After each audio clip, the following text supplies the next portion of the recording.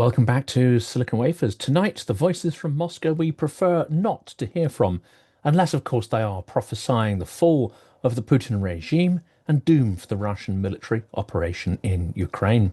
It's not Western politicians or Ukrainian commanders, but the Kremlin's chorus of hawks, genocidal sycophants, propagandist talk show stars, and death cult nationalist influencers.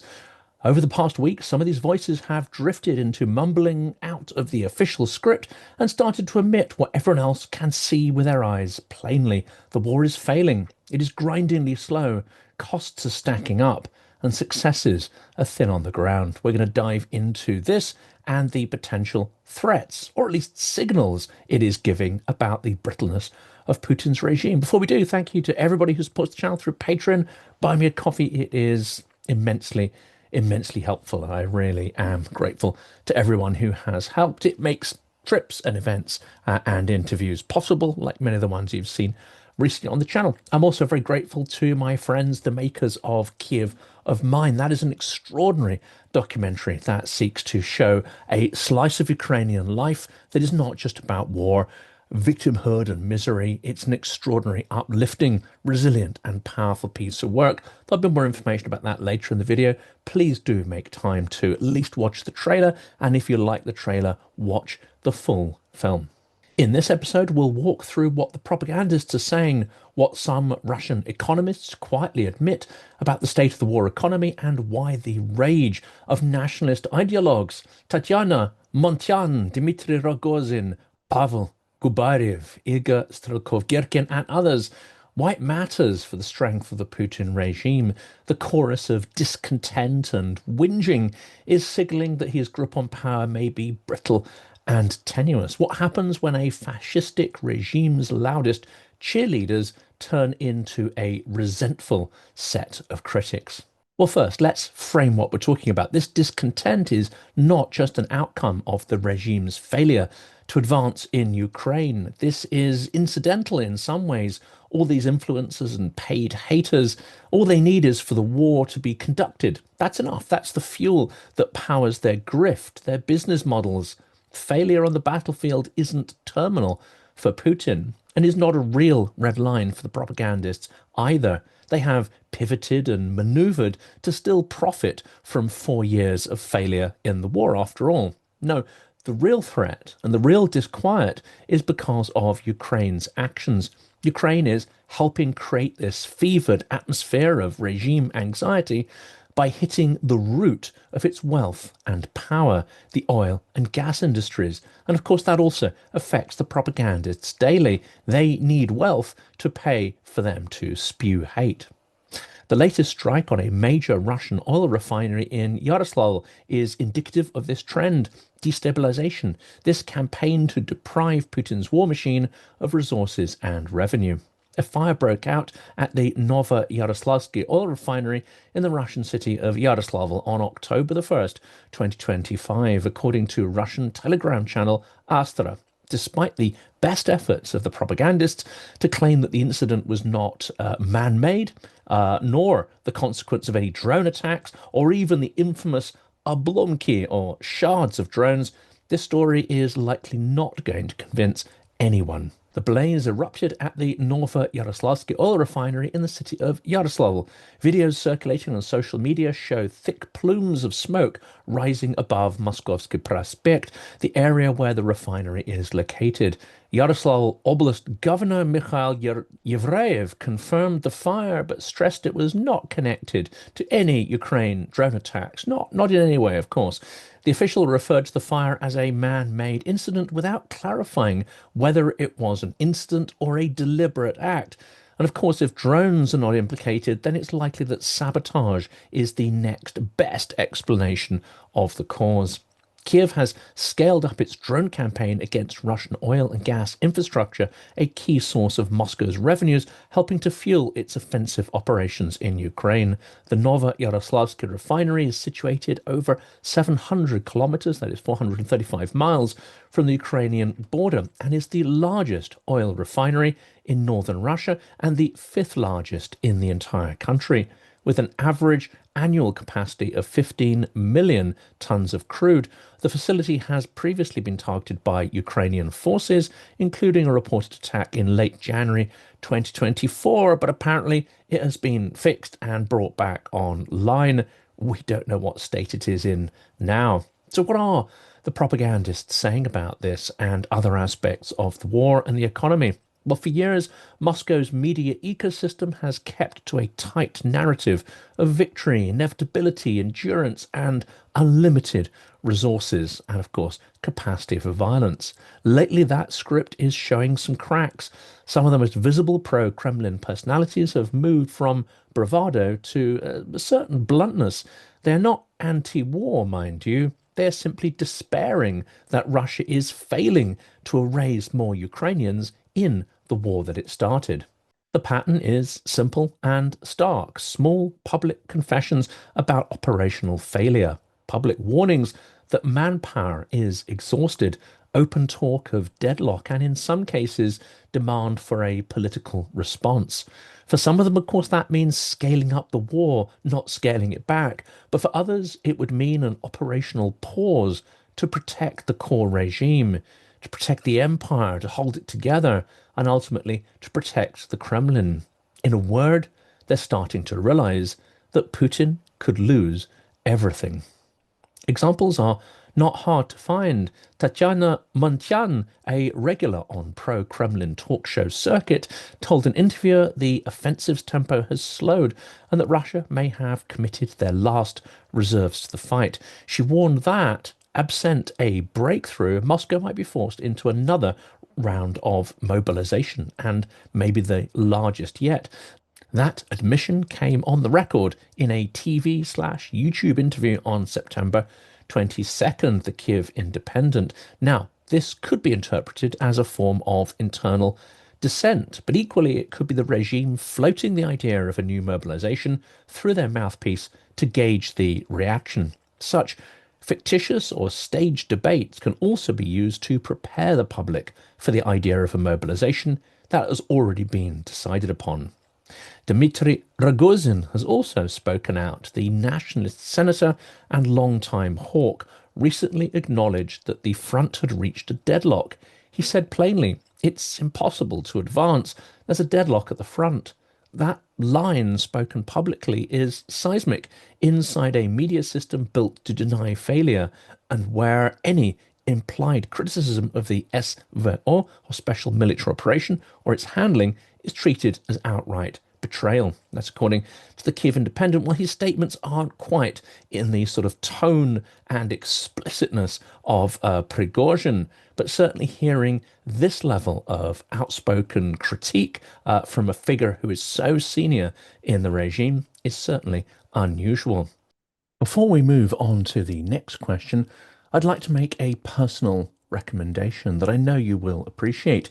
You may have seen my interview last week with the producer of the film series Kiev of Mine, Ronnie Apteker. Well, I've partnered with them to help raise awareness of what I believe is an important series of films made for a Western audience to help break through absurd stereotypes about Ukraine, some of which, of course, are amplified by Russian propaganda. You can watch these films for free now. Details in a second. Kiev of Mine is a documentary series about Ukraine's extraordinary capital, which I had the privilege to visit for the first time in January this year. The film production began in 2018, and of course much has changed since then. It's now 2025, and the story is far from over. Kiev of Mine is a fast-paced, beautifully filmed, humorous, fun, insightful, heartbreaking, moving, and hopeful work. The very antithesis, in fact, of a doom-laden and worthy wartime documentary. This is a work that is extraordinarily uplifting. My friend, operator Starsky, says the film is made with so much love. The film series will make you laugh and cry. It's the only film about Ukraine that began before the war yet has traced lives through the tumultuous times, and which follows the lives of more than a dozen Ukrainians in real time. This is an historic period told through highly personal and emotive stories from Kiev's days of emerging prosperity after the Maidan Revolution through COVID and the full-scale invasion. This film is a breath of fresh air. Ukraine deserves a better conversation in the world, one that isn't centered around war, says Julian Ellis, filmmaker on Kiev of Mine. It's hard not to argue with that, and the filmmakers have fully delivered on this promise. This is essential watching for anyone who calls themselves pro-Ukrainian, but I think it's also vital to get friends, colleagues, and family to watch it too, because the reality is few people have a vivid impression of Ukraine or any direct connection with its people. War is inhumane and abstract. Building an alternative perception is essential for engaging the world with the importance of Ukraine's struggle. Next, we have someone who is a professional whinger, and that is Pavel Gubarev, a veteran of the Donbass insurgency era politics or proxy politics.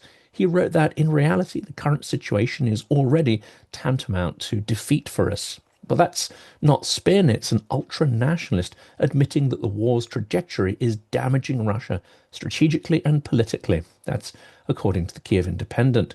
These are not peaceniks or liberals, but people who would gladly erase Ukraine if they had that option, but realize that their conventional reach, their conventional military power is now limited. And even the man once seen as the movement's ideological pillar, Igor Strelkov Girkin, has moved from exhortation to dismay. In a letter smuggled out from the penal colony where he is held, he wrote, "If we can't win the war, then maybe we should withdraw from it." That line, coming from one of the original architects of 2014's Donbass invasion phase, signals the greatest shift of tone amongst the most committed imperialists. Well, that is a view expressed in Charter 97. Well, why does all this matter? Because these voices speak for constituencies that Putin once courted and came to rely upon, and of course uses to manipulate as well. Hardcore nationalists, paramilitary veterans, and patriotic media audiences. When they stop promising victory and start calling out shortages and strategic failure, the information environment that keeps the Russian public opinion in lockstep with the Kremlin's policies starts to look a little frayed. Well, that's from the Kiev Independent. Let's turn next to Russia's economists. What are they saying about the situation? So parallel to the talking points, these cracks from the sort of pseudo-military voices, comes a subtler story, official economics and the numbers. The wartime boom that temporarily masked structural problems in Russia is cooling. Official figures, IMF assessments, and independent reporting point to a real slowing of the economy. On August 27th, Russia's own ministers revised down growth. Moscow's forecast for 2025 was cut to 1.5% growth from an earlier 2.5% projection, with officials warning of tight monetary conditions and slipping investment. That's the Russian finance ministry's own numbers. It may not even show the true state of the economy, as Russia's official financial figures are notoriously manipulated for regime optics and propaganda purposes. Outside of the Kremlin's charts, the IMF and other international forecasters have also trimmed their outlooks. The IMF flagged a marked slowdown in 2025 tied to policy tightening and lower commodity prices. Business Insider summarized the IMF's view in late July, noting that the wartime momentum was flagging. The practical implications are immediate. Interest rates remained high to tame inflation, weaker industrial activity, lower dividends, and squeezed public finance, all while military spending remains enormous and may even be set to grow. Cut the war budget, and of course you risk military capacity and capability. That's the dilemma of the impossible choices that the Russian regime finds itself facing. The war was launched to entrench the power of the regime, and now that same war may be undermining its power. Those economic warnings are politically sensitive. Economists and technocrats rarely hint at economic defeat. They frame the problem as solvable technical issues. But they're not doing that now. They're flagging that some of these issues may be intractable and deeply entrenched. But the more they sound the alarm, even in guarded terms, the harder it is for the Kremlin to sustain a narrative of inevitable triumph. The split between hawkish, morale-boosting propagandists and the sober figures in the financial ministries is, of course, a fault line, maybe not so much for the public, but for regime insiders and oligarchs who have a better idea of the brittle reality behind the numbers. That's from Reuters. Well, let's look at some of the detailed statements that are coming out of these propagandists we mentioned earlier. Montyan, Rogozin, Gubarev, and Girkin. What did they say and why should we care? Let's go through them name by name and put those lines and quotes in context. And we'll also quote the sources so you can go and judge for yourself. Firstly, Tatyana Montyan, public interview on September 22nd. In the first half of September, the pace of the offensive slowed significantly. They may have committed their last reserves, she said. And Dmitry Rogozin, similarly public remarks, September 21st to the 25th. It's impossible to advance. There's a deadlock at the front. That's according to Rogozin. Why it matters? Well, he is both a politician and a nationalist figure with a track record of extremely aggressive rhetoric. His frankness about the deadlock is a sign that even those who once called for maximum pressure now recognize that there are operational limitations of the Russian army and war economy. Next, Pavel Gubarev, and in his public Telegram posts, videos, and commentary, he said, in reality, the current situation is already tantamount to defeat for us. Russia does not have the capability to complete the special military operation with the achievement of set goals and victory under the colonial system of the current government. That is Pavel Gubarev. And finally, Igor Strelkov Girkin, who we have examined some of his comments numerous times. Sometimes they are interesting in the way that the war criminal Prigozhin's comments were also sometimes interesting and insightful, but you obviously need to read them very closely and not take everything at face value. He said, if we can't win this war, then maybe we should withdraw from it. That is, I think, his boldest statement on this subject so far, and that was reported from a letter smuggled out of the penal colony where he's held on September 28th, 2025. Well, why that one matters especially, Girkin is a seminal hardliner. His conversion from war zealot to reluctant realist carries symbolic weight. If the man who helped to stoke the war says it is unwinnable, that undercuts the imperial myth that launched the conflict in the first place. Put these four together and you see a pattern. The same network of voices that pushed mobilization, that pushed martyrdom and expansive aims for the war is now doubling as an internal pressure valve. They're now exuding doubt and uncertainty. Some figures want more war, others, alarmed by costs and failures, are pushing for a reassessment or starting to blame the system of not delivering on those aims and aspirations. That's from Kiev Independent. Well, what are the risks to Putin? Why nationalist discontent matters and how the Kremlin manages it? Are these mouthpieces a real existential threat to Vladimir Putin? The short answer is not yet. There may never be. The longer answer, they are a persistent, hazardous pressure group the Kremlin must manage. Hence why Igor Strelkov-Girkin is mouldering away in a penal colony. The Kremlin lost control of his mouth.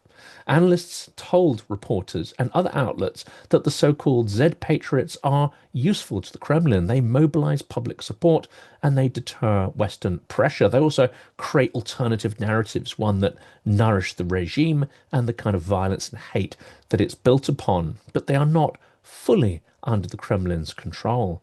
When hawks publicly call for more aggressive campaigns, they raise expectations that the state may not be able to meet. That creates some political friction and division in the echo chamber of Russian propaganda.